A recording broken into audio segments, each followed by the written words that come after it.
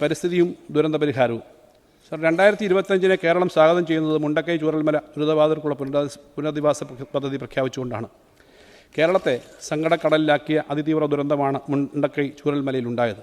2024 July 30 മണ്ണിടിച്ചിലിൽ ദുരന്തത്തിൽ 254 പേർക്ക് ജീവൻ നഷ്ടപ്പെട്ടു. 44 പേരെ ഇനിയും കണ്ടെത്താനായിട്ടില്ല. 2007 വീടുകൾ തകരുകയും ആയിരക്കണക്കിന് പേരുടെ ഉപജീവനം മാർഗമില്ലാതാവുകയും ചെയ്തു. ദുരന്തം മൂലമുണ്ടായ നഷ്ടത്തിൻ്റെ കണക്ക് ഏകദേശം 1202 കോടിയാണ്. പുനർനിർമ്മാണത്തിനുള്ള പുനരധിവാസ ചെലവിന് 2221 കോടി രൂപ ആവശ്യമായി വരുമെന്നാണ് വിദഗ്ധരടങ്ങിയ സംഘം വിലയിരുത്തിയിട്ടുള്ളത്. എല്ലാവരുടെയും നിശ്ചയവുമായ സഹകരണം ഉണ്ടാവും എന്ന പ്രതീക്ഷയിലാണ് സർക്കാർ പുനരധിവാസ പദ്ധതിയുമായി മുന്നോട്ട് നീങ്ങുന്നത്. 2025-26 കേന്ദ്ര ബജറ്റിലും മുണ്ടക്കൈ ചൂരൽമല ദുരന്തവുമായി ബന്ധപ്പെട്ട് കേന്ദ്രം യാതൊരു സഹായവും അനുവദിച്ചിട്ടില്ല. മറ്റ് സംസ്ഥാനങ്ങളോട് കാണിച്ച നീതി സർക്കാർ ഇക്കാര്യത്തിൽ കേരളത്തോട് പുലർത്തും എന്ന് തന്നെയാണ് ഇപ്പോഴും നമ്മുടെ പ്രതീക്ഷ. സർക്കാരിൻ്റെ ഇക്കാര്യത്തിലുള്ള നിലപാട് ബഹുമാനപ്പെട്ട മുഖ്യമന്ത്രി ആവർത്തിച്ച് വ്യക്തമാക്കിയിട്ടുണ്ട്. സർ, ഇടതുപക്ഷ ജനാധിപത്യ മുന്നണി സർക്കാർ പറയുന്ന കാര്യം നടപ്പിലാക്കാൻ പ്രതിജ്ഞാബദ്ധമായ സർക്കാരാണ്. പുനരധിവാസം സമയബന്ധിതമായി പൂർത്തിയാക്കുക തന്നെ ചെയ്യും. ഇതിനായി ആദ്യഘട്ടത്തിൽ 750 കോടി രൂപയുടെ പദ്ധതി പ്രഖ്യാപിക്കുന്നു. സർ, CMDRF, SDMA, കേന്ദ്ര ഗതാഗത പൊതു സ്വകാര്യ മേഖലയിൽ നിന്നുള്ള ഫണ്ടുകൾ, കോർപ്പറേറ്റ് സോഷ്യൽ റെസ്പോൺസിബിലിറ്റി ഫണ്ട്, സ്പോൺസർഷിപ്പുകൾ എന്നിവ കൂടി ഈ പദ്ധതിയിൽ വിനിയോഗിക്കും. അധികമായി ആവശ്യം വരുന്ന ഫണ്ട് അനുവദിക്കും.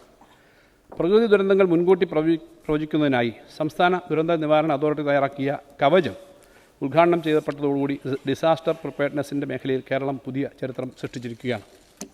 സർ, കേരളത്തിൻ്റെ ഭൂമിശാസ്ത്രപരമായ പ്രത്യേകത കാലാവസ്ഥാ മാറ്റത്തിൻ്റെ കാര്യത്തിൽ കൂടുതൽ ജാഗ്രത ആവശ്യപ്പെടുന്നുണ്ട്. ഏത് സ്ഥലത്തും എന്തുമാവാവുന്ന അനാരോഗ്യകരമായ സമീപനമാണ് നിർഭാഗ്യവശാൽ നാം പൊതുവെ സ്വീകരിച്ചു പോന്നിട്ടുള്ളത്.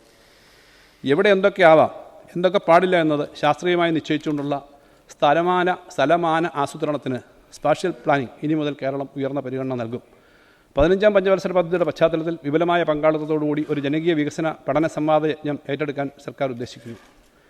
അടുത്ത 5 വർഷത്തേക്ക് ഹ്രസ്വകാലാടിസ്ഥാനത്തിലും 25 വർഷത്തേക്ക് ദീർഘകാലാടിസ്ഥാനത്തിലും കേരളത്തിൻ്റെ വികസന കാഴ്ചപ്പാടുകൾ രൂപപ്പെടുത്തുകയാണ് ലക്ഷ്യം.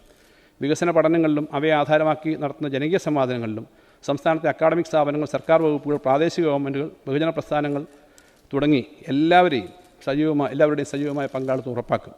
സർ, ഓരോ മേഖലയിലും പുരോഗതി സർക്കാർ ഏജൻസികൾ അവതരിപ്പിക്കും. ഇതുമായി ബന്ധപ്പെട്ട് ശരാശരി 10 ലക്ഷം രൂപ വീതം നൽകുന്ന 50 ഗവേഷണ പ്രൊജക്റ്റുകൾ കേരളത്തിലെ ഉന്നത വിദ്യാഭ്യാസ ഗവേഷണ സ്ഥാപനങ്ങൾക്ക് നൽകും.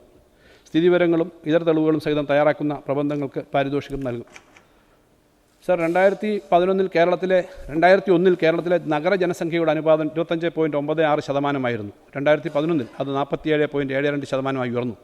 2031 ആകുമ്പോഴേക്കും കേരളത്തിൻ്റെ ജനസംഖ്യയിൽ 70% നഗരവാസികളായിരിക്കും എന്ന് കണക്കാക്കപ്പെടുന്നു. നഗരവൽക്കരണത്തിൻ്റെ വേഗത ഇനിയും വർദ്ധിക്കാനാണ് സാധ്യത. സർ, മുൻകൂട്ടി ആസൂത്രണം ചെയ്യാനായാൽ നഗരവൽക്കരണത്തെയും സാമ്പത്തിക വളർച്ചയെയും സമന്വയിപ്പിച്ച് കേരളത്തിന് മുന്നോട്ട് പോകാനാവും. ഈ ലക്ഷ്യം മുൻനിർത്തിയാണ് ഇന്ത്യയിൽ ആദ്യമായി കേരളം ഒരു അർബൻ കമ്മീഷനെ നിയമിച്ചത്. വിശദമായ ചർച്ചകളുടെ അടിസ്ഥാനത്തിൽ അർബൻ കമ്മീഷൻ ശുപാർശകൾ നടപ്പിലാക്കും.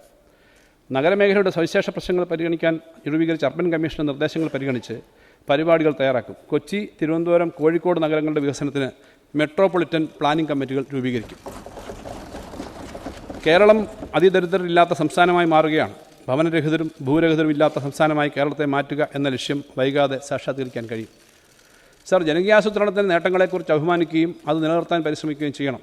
അതോടൊപ്പം പോരായ്മകളും പരിഹരിക്കണം. ഉൽപ്പാദന മേഖലയിലും തൊഴിലവസര സൃഷ്ടിയിലുമാണ് ആഗ്രഹിച്ച പുരോഗതി ഉണ്ടാക്കാൻ കഴിയാതെ പോയത്. കൃഷി, വ്യവസായം, മൃഗസംരക്ഷണം എന്നീ വകുപ്പുകളും പ്രാദേശിക സർക്കാരുകളും ചേർന്ന് ഈ പോരായ്മ പരിഹരിക്കുന്നതിനുള്ള ശ്രമം ആരംഭിച്ചിട്ടുണ്ട്.